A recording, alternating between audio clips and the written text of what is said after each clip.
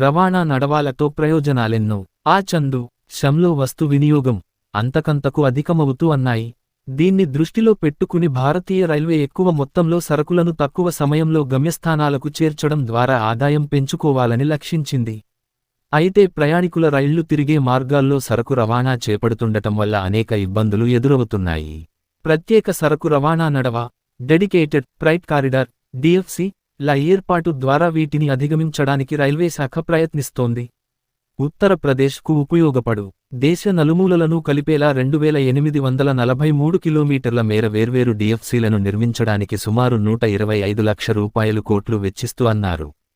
Corona వల్ల తలెత్తిన పరిస్థితులు, రైలు మార్గాల నిర్మాణానికి అవసరమైన భూసేకరణలో ఇబ్బందులు వంటి కారణాలతో ఈ పనులు కొంత ఆలస్యమవుతున్నాయి.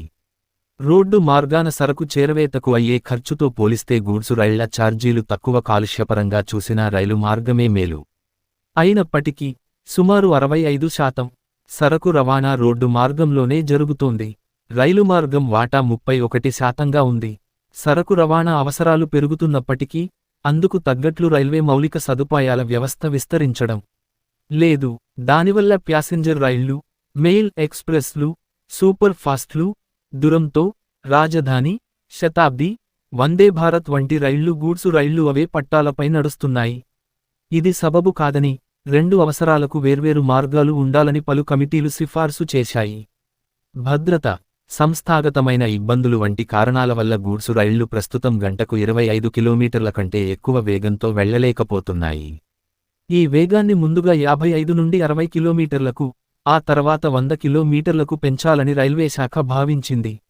ఆ క్రమంలోనే 2005 నుండి 06 బడ్జెట్లో సరకు రవాణా నడవాల గురించి మొదటిసారి ప్రతిపాదించారు.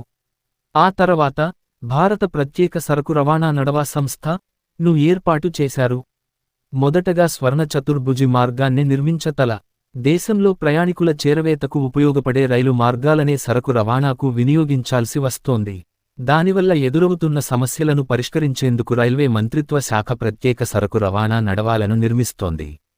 కాస్త ఆలస్యమైనప్పటికీ ఈ బృహత్తర కార్యక్రమం మంచి ఫలితాలు ఇవ్వనుంది పెట్టారు.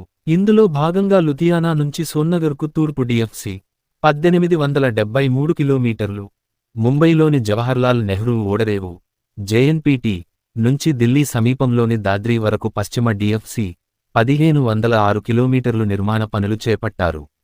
తూర్పు డిఎఫ్సి పూర్తయింది. ఇది పంజాబ్, హర్యానా, యూపీ, జార్ఖండ్, బీహార్లను కలుపుతుంది. పశ్చిమ డిఎఫ్సిలో 1200 కిలోమీటర్ల పైచిలుకు సిద్ధమైంది. ఇది మహారాష్ట్ర, గుజరాత్, రాజస్థాన్, హర్యానా తుంది.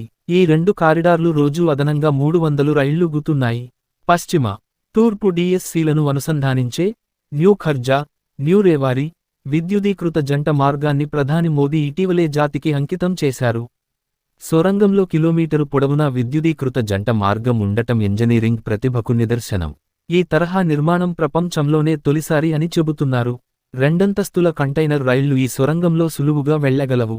ఇక తూర్పు, పడమర కారిడార్, ఉత్తర, దక్షిణ, తూర్పు తీర సరకు రవాణా కారిడార్లకు అనుమతి లభించింది.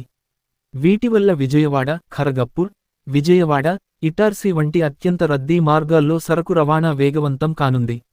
4315 కిలోమీటర్ల మేర విస్తరించే ఈ 3 కారిడార్ల నిర్మాణానికి దాదాపు 2 లక్షల కోట్ల రూపాయలు అవసరం. పూర్తవుతున్న కారిడార్ల వినియోగం ఇంకా అనుకున్నంత స్థాయికి చేరకపోవడంతో వీటి విషయంలో ఎంతవరకు ముందుకెళ్తారనే అనుమానాలు వ్యక్తమవుతున్నాయి. ప్రతిపాదిత కారిడార్లలో 11,827 హెక్టార్ల మేర భూముల్ని సేకరించాల్సి ఉంది. దాదాపు 540 ప్రధాన వంతెనలు, 300 పైచిలుకు రోడ్, ఓవర్ బ్రిడ్జీలు, 557 రోడ్, అండర్ బ్రిడ్జీలు నిర్మించాల్సి ఉంది. చాలా చోట్ల ఈ పనులు పూర్తయ్యాయి. ప్రత్యేకమైన పట్టాలు, ఇంజిన్లు, రవాణా నడవాల్లో రైలు పట్టాల నిర్మాణం కోసం ప్రత్యేకమైన ఉక్కును వినియోగిస్తున్నారు.